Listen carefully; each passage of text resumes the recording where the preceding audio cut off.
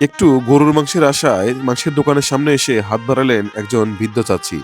বাড়িতে তার ছোট ছোট ২টি নাতি আছে, যারা প্রায় ১ বছর যাবৎ গরুর মাংস খাওয়ার জন্য কান্না করে।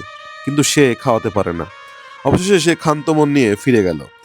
বিষয়টা আমার নজরে পড়তেই আমি এগিয়ে গেলাম তার কাছে এবং তাকে ফিরিয়ে আনলাম। দোকানের সামনে আসতেই তার মুখে এক ঝলক হাসি ফুটল। তাকে বললাম যে, "আপনি কতটুকু মাংস নেবেন এবং কোথা থেকে নেবেন নেন।" ঠিক আছে? সে অনেকটা বিস্মিত হলো এবং ভয় পাচ্ছিল যে আমি তার সাথে মজা করছি কিনা। এরপর আমি আর বেশি কথা না বাড়িয়ে দোকানদারকে বললাম, "আমাদের ১ কেজি গরুর মাংস দিন।" অতঃপর ৳৭০০ দিয়ে ১ কেজি গরুর মাংস কিনে তুলে দিলাম তার হাতে।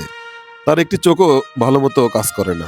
গরুর মাংসটি পেয়ে সে যে খুশিটা হলো, যা আবেগে প্রকাশ করার মতো না। এরপর সে বলল, "ছোট, ছোট ২ টি নাতি আছে আমার, যারা অনেকদিন যাবৎ গরুর মাংস খাওয়ার জন্য কান্নাকাটি করছিল। আসলে তাদের জন্যই আমি একটু মাংস এখান থেকে চাইলাম। কিন্তু উনারা তো আমাকে মাংস দিল না।"